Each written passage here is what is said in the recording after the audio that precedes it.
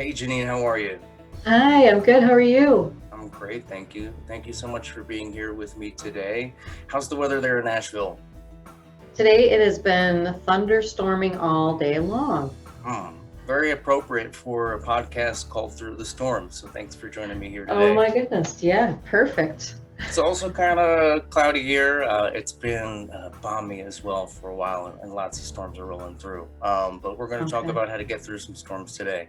Yeah. First, let's talk about you. And for the audience that may not know you, give the listeners some background on your musical journey and what brought you from New York to Nashville. Sure.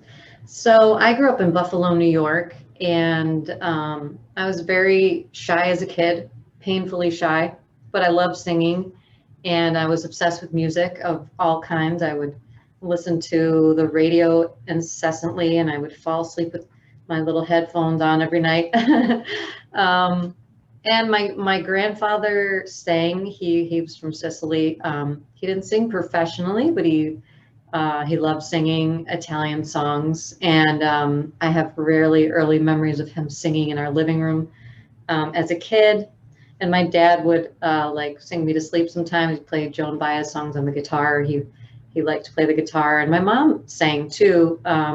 None of them professionally, but I have early memories of them singing and listening to music. So it was probably in, I knew when I was a kid, but it was probably in high school when I was like, all right, I need to like start to plan for this. And, um, I really want to study music. So I started taking some voice lessons, and then I was auditioning for colleges, and I ended up getting into college for music. And some people, when they get into college for music, it really turns them off and they're like, man, that just killed all the fun for me. But I love learning about music and every aspect of it. So it was really fun for me to study music. And then pretty much right after that, I started singing professionally and doing more theater things, which is what brought me to New York City. And I moved to New York on like a Tuesday, and Wednesday I was in line auditioning for stuff. I was like determined to get out there and get cast in a Broadway show. And I had some really close calls. Like I got called back for a couple great Broadway shows, and I think it was about 3 years straight. I was up at the crack of dawn, because back in those days, you had to get up around 5 a.m. You waited in line outside. Could be winter, could be summer. I moved to New York. I think it was around March, so it was still really cold. Was waiting in line outside for a couple hours. You may or may not get seen, and I was doing that every day. And then I had, of course, to work a job so that I could live in New York. So I was feeling really burnt out after about 3 years of just incessantly. It was almost like an addiction, because I thought, well, this audition might be the one. It's not quite right for me, but it could be the one, or they might see me and cast me in something else. And I was just so obsessed with it. And I remember after 3 years feeling so defeated and like a failure. And I had taken this acting class, and I ended up getting kicked out of the acting class because I had volunteered so I could take the acting class, and I hadn't done the community service time that they required. It was like 10 hours or something. And I walked in, and the teacher said, I'm sorry, you can't take this class anymore. They've kicked you out of the school. So I was sitting there on a Saturday, and that's when I wrote my first song. I was sitting there somewhere around in the West Village, and like, I'm just beside myself. Like, I just got kicked out of an acting class. Like, I have not accomplished anywhere near what I thought I would at this point. But everything from that point on took a left turn. Like, I never viewed myself as a solo artist. I'd never really had any interest in that. But suddenly I found myself writing songs and going to open mics, and, um, you know, going that whole route. So I would say, like, just being open to that window that was like over here, like, hey, come through the window. It's okay over here. that led me to some really wild adventures as a musician, as a singer. So I learned from that too. Things don't always look the way you think they will, but you know, take a look around and see if there's any windows you can climb through and find the next thing that that might be, you know, even more exciting than what you had imagined. Got these hands, they fold to pray. My feet in the earth and a smile on my face. Tears in my eyes, the tears fall like rain. For 30 years, just washed away. I got this voice, I raise it up. I sing for healing, I sing for love, I sing for freedom from all the pain. And everyone who needs the same. I took my worries, I laid it on him. I took my woe and suffering. I took my sorrows and all my trials. I laid it on him. I laid it on him. I laid it on him. I laid it on him. I laid it on him. I laid it on him. I laid it on him.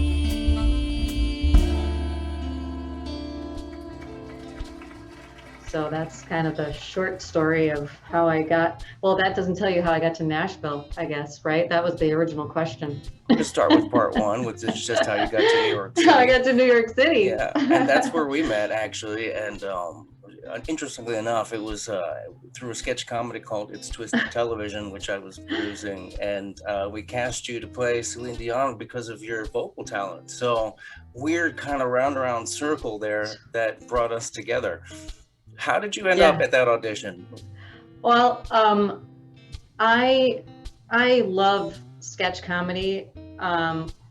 There was a part of me that's like, I just want to do. My friend was like, you should do stand up, and I thought stand up, that's really scary, but sketch comedy, that just seems like so much fun because you have a whole group of people to interact with. So I had been, you know, kind of looking around to see what kind of troops were out there, and I happened to spot the audition for ITTV, and I was like, okay, I have never done stand up, because I remember the audition was like, do a 5-minute skit or something like that, and I was like, oh dear God, I don't even know where I'd begin with that. I've never done stand up. But then I thought, wow, I impersonate people like just around the house. I make fun of people all the time, you know, like so I was like, what if I just, you know, imitated a few singers like Cher. I remember I did Cher, I think Christina Aguilera, Celine Dion, and Ashley Simpson. And I was like, you know, I was terrified. I was pretty sure I wouldn't get it. And I got it. So it was a pretty great time for me. Today I do show over here, Diva Show. You're gonna do the Diva show? Oui. It's all about you? Oh yes, my show. Are you the only one on stage? Mostly, yes. We are the world. We are the children. We are the ones who make a brighter day. So let's start giving. Everybody start giving. Sing with me. Yeah, we had a great time on that show, Oh, and God, I loved it. we loved you. Your not only your musical abilities, but your timing with comedy was great, and I think that's the natural performer in you. You know, especially in between songs, improv. When you break a string on that guitar and you got to keep Oh, that yeah. audience going, you know what that energy is, and you know how to play with it. And Yeah. you were great on the show for sure. I also will say that as I started to transition from that time when I was writing more comedy and doing sketches to start writing my own songs, you were one of my earliest supporters. So I really thank you for that, because Oh. you know, just in the beginning when you're starting to figure out what you're doing, it really is a little scary, you know, and I Mhm. really was very appreciative of the encouragement from people that I found to be so talented in their own right. And I was a big fan of you from your first CD. So it's amazing to see you come this far with your music. And it's awesome now that you brought yourself to Nashville, the country music capital of the world, where you were doing some amazing things. Now, tell me about that journey. Sure. Thank you for that. And I'm so glad that I was able to encourage you and support you, because it's, it can be a lonely thing for sure. Yeah, so I'm glad I was able to be a part of that for you. So Nashville, I'll just go back to the first time I visited Nashville. It was 2003. I had just released my first album, and my roommate at the time had released an album, and she's like, let's go on a tour. So we booked this crazy, like 30 city tour across the US, just her and I and our car, and a car we borrowed actually, and our instruments. And we had to stop in Nashville. We were really excited because I had never been there, and I thought, man, Nashville just seems like such a great place. And when I got there, the gig we were supposed to play there was some really sketchy part of town, and when we got to the building, I think there was nobody there. Something was really weird. And then the day we were leaving, I got mugged in the parking lot of the hotel. Oh my goodness. Yeah, it wasn't great. So I swore, I was like, I don't get it. I don't get Nashville. I'll never come back to Nashville. I was pretty like dead set against ever going back to Nashville. And I didn't ever go back to Nashville until last February. A friend of mine and we just like almost accidentally ended up on this gig together. I was at a conference and he had a gig that night, and I had known him for a few years, and he's like, hey, I don't have anyone singing backup for me tonight. Do you think you could jump in and do some of my songs with me? And I was like, yeah, sure. Let me hear some of them. So we rehearsed, and it was like instant chemistry. Like I really clicked with his songs. I really loved the melodies. I was able to add some nice harmonies to what he was doing, and we did the show that night. And the feedback we got that night was like, oh my God, you guys should, do something together. You guys should really like collaborate on something. So we started, throwing ideas of like songs back and forth. And a few months later, he was going to Nashville to do some gigs, and he's like, hey, you want to sing some backup? You want to come and do a songwriters round? So I was like, all right, okay. I don't really do Nashville, but I'll give it a try.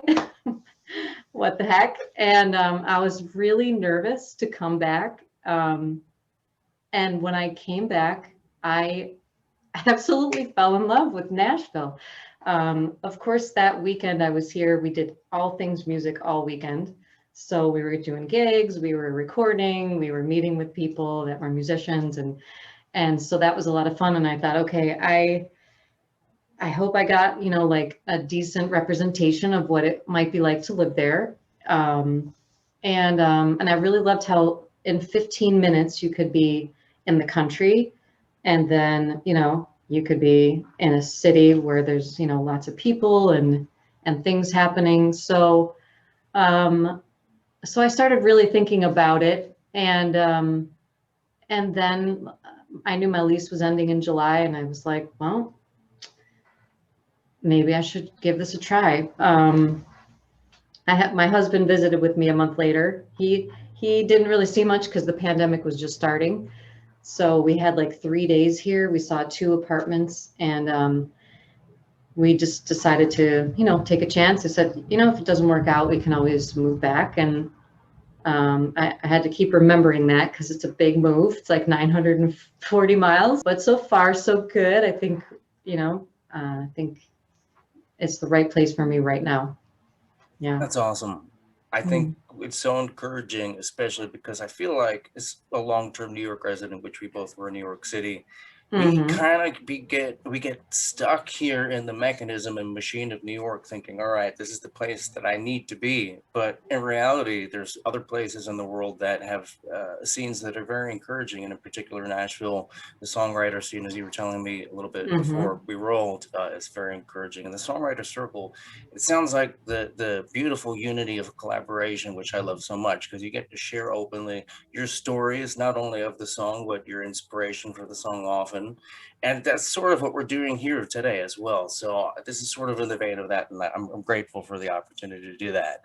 Tell me more about your influences and what inspires you musically. My influences, as you know, as early as I can remember, my mother was listening to people like Barbara Streisand, Karen Carpenter, um, Barry Manilow. So a lot of, for lack of a better word, crooners, like people who really just, sang these beautiful songs. And so I was always attracted to beautiful melodies and lyrics.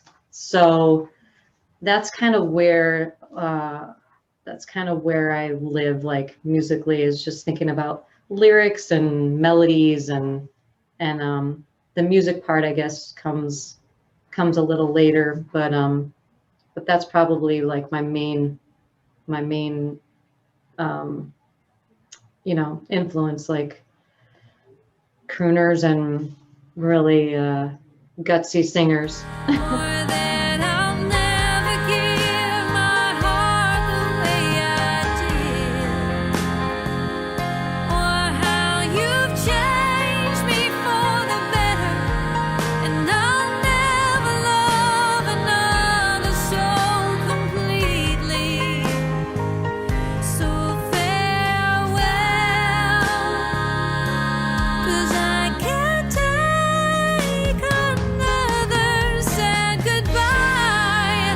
I won't tell you that I'm happy that we met, or that I'll never give my heart the way I did, or how you've changed me for the better, and I'll never love another so completely.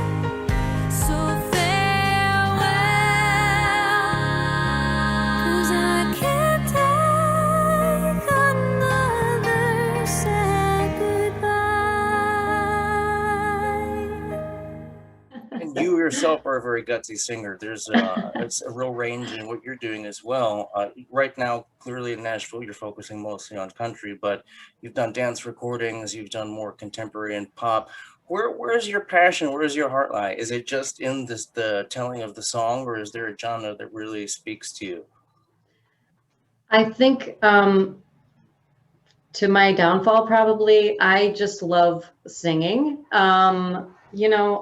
I started out when I was really little, like rock music. I was singing in a rock band in high school, but I was also doing theater, and then I studied opera in college, and then I've done like club work in New York City, and um, some jazz gigs. So I love learning new music and singing new music. The thing that I love about country music, and I feel like um, there's kind of like before I was singing a lot of folk rock type stuff, it just feels a little more spacious musically. Like there's a way you can just kind of relax into a groove. So that's attracting me right now, and I'm feeling pretty at home there. But I would say if I had to pick like one thing to do the rest of my life, that would be very hard. I can relate. I can relate. And Yeah. I think part of that comes from having a love for music in general, and living in a city like New York City, where there's so much music all around you at all times, where the Yeah. boundaries and the what separates the different genres start to fade away, because you can walk on a few blocks and hear a lot of different things. And I'm sure it's like Yeah. that in Nashville as well. Tell me a little bit more about tequila. Is this just a favorite spirit of yours? Was this just the what jumped that amazing song into place? Was it a night that really happened? I need to know. Yeah. So it all started. Usually, my drink of choice is vodka. I worked for many years in Brighton Beach with a lot of Russians, and I got acclimated to drinking vodka. And one night, it was New Year's Eve last January.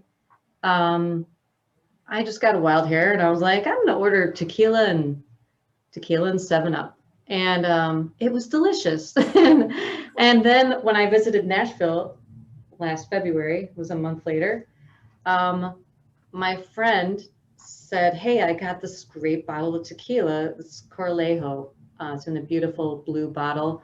And he's like, it's really good tequila. And I said, that's funny, because I just found a new interest in tequila. And so there were a few other musicians there that weekend that all came to record and do gigs. And we hung out till probably like 4 a.m, like we were in high school or something, drinking tequila. And somebody said something, it was like the next day or something. And somebody said something about, what are you drinking? And I think I ordered a vodka something. And I said, I should have had a tequila. And it's like struck me in my mind. I was like, that would be a great song. That'd be a great song. Should have had the tequila. So I typed it into my phone. And when I was on the plane going back to New York, I started writing this song about tequila. The lyrics ended up, should I have the tequila? Instead of should I have the tequila, because it's just the way the story unfolded in the song. But that's kind of what sparked the whole tequila song. And has your love for tequila deepened since recording that song? Yeah, I think it has. Yeah. I think I'll have the tequila. I'll let him take me by the hand. I'll wrap my arms around his neck and slow dance. Yeah, I'll have the tequila, and I'll lose my judgment just this once. Have a little fun while the night is young. Have a little fun while the night is young. Have a little fun while the night is young. Ace, real ace. Oh man, yeah. And tell me a little bit more about the duet you have out with your friend. Yeah. So tell me if this has ever happened to you, where you're either about to drift off into sleep, or you wake up and there's a melody going through your head. Yes. Yeah. Often. Yeah. So I had one of those experiences. I believe that was right before I went to visit Nashville. I was kind of excited about going and meeting people and trying this, new thing. And I got this song idea. I was about to drift off to sleep, and I grabbed my phone, and it was like, come on, baby. I still have the recording. And the next morning, I woke up and I listened to the recording, and I was walking somewhere. I had an acupuncture appointment, and it was freezing cold. I remember I had my phone out, and I was just singing, like all these lyrics were coming to me while I was walking. And then I walked back after I was done with that, and more lyrics, just like verse ideas. And then that night I sat and put it all together, and that was pretty much it. And I sent it to my friend. I was like, what do you think about this? He called me 3 minutes after I sent it. He's like, oh my God, I love this song. I love it. We need to record it. Come on, baby, bring the love back, 'cause it's lonely and I need you. Come on, baby, bring your love back to me. Come on, baby, bring the love back, 'cause it's lonely and I need you. Come on, baby, bring your love back to me. Come on, baby, bring the love back, 'cause it's lonely and I need you. Come on, baby, bring your love back to me.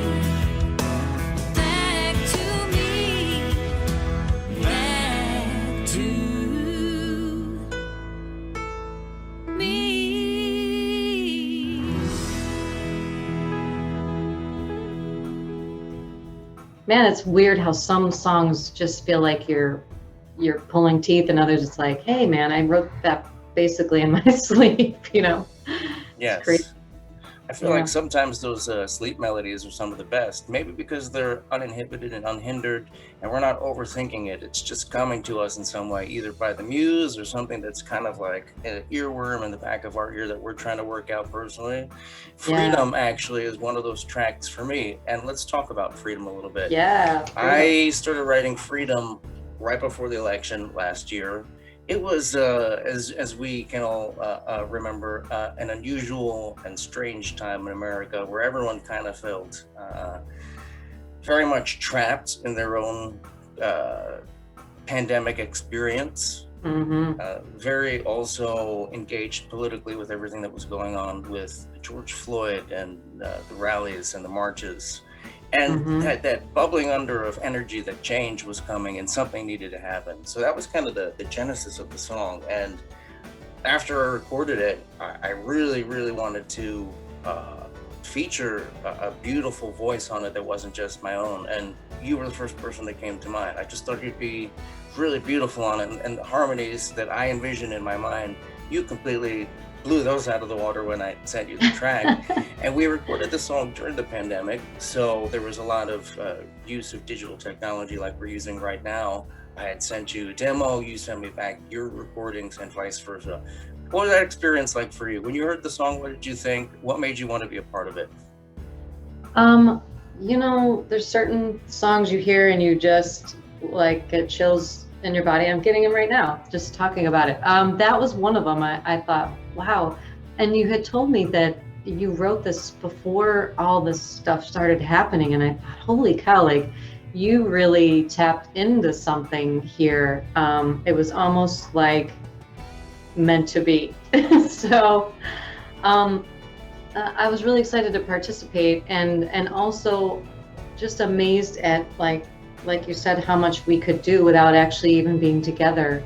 And I know a lot of people released music and did like Zoom videos at that time, but your video production on that was so outstanding based on like we couldn't be together with anyone, and you know we were doing this like 900 miles away from each other. So it was a really cool project to watch it go from where we started and then to what it became, and to be able to work on this and not even have to be in the same town anymore. It was so neat. We rise in unison and we're going to shine. We want more peace in our streets, we're marching in now. We fight for every man's rights, we're voting hate out. No more corruption. No more corruption. Create a disruption. A social eruption. Stand for freedom. Stand for freedom. Stand for freedom. Stand for freedom. Stand for freedom. Stand for freedom.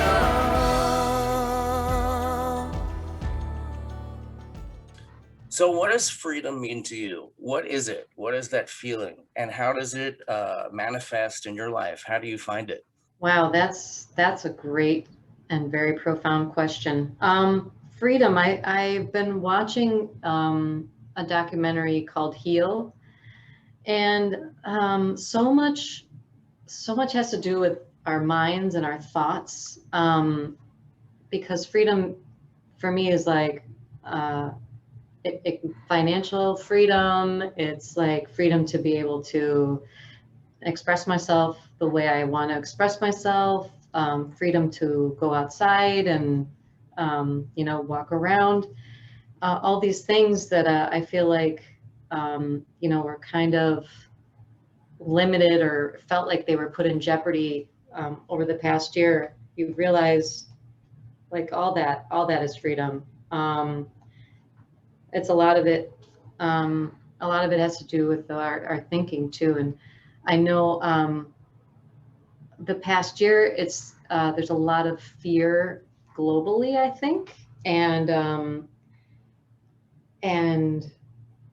freedom for me is like freedom from that fear too. So there's so many aspects to it.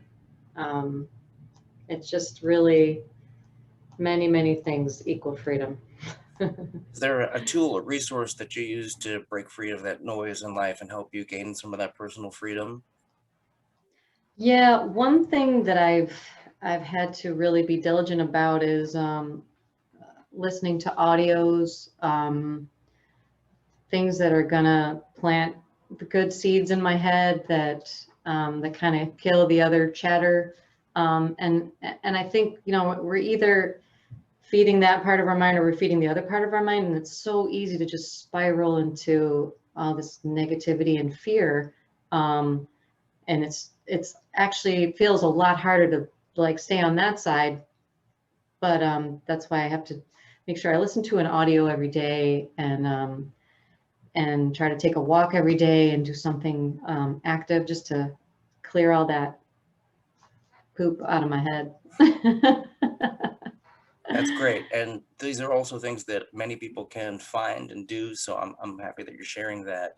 And sometimes there's a taboo around even sharing our own struggle with being happy or finding a way to tune into that. It's one of the reasons we're doing this podcast, is to kind of break down the mystery behind the musician's aura that, we write all these songs about our feelings, and sometimes they're really happy or really sad, but just like everyone else, we're going through our own experiences and trying to find a way to calm our own minds. And that is the perfect explanation for freedom. You're right, personal freedom to, no matter what your predicament, state, place, be able to be at peace. So thank you for sharing that. Yeah, you're welcome. What is love? Love. This is an interesting question because I know there's many facets to love. There's a love you feel like when you're first falling in love with someone, and then there's love you feel like this bond where you really emotionally connect and want what's best for someone. I think love is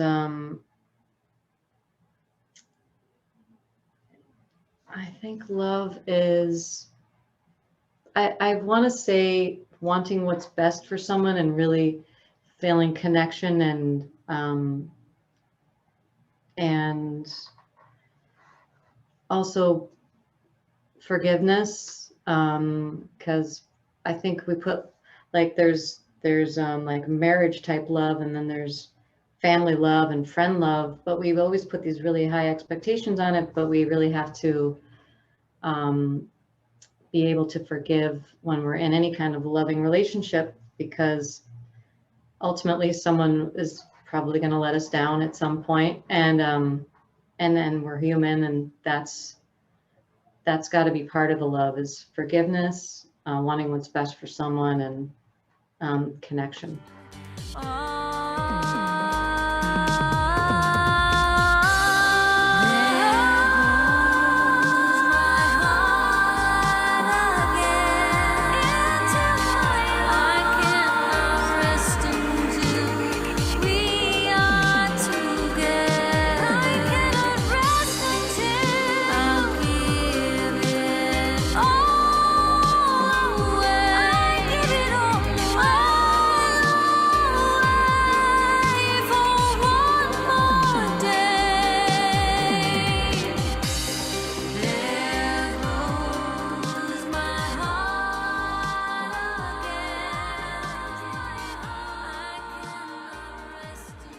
Tell the listeners where they can find you.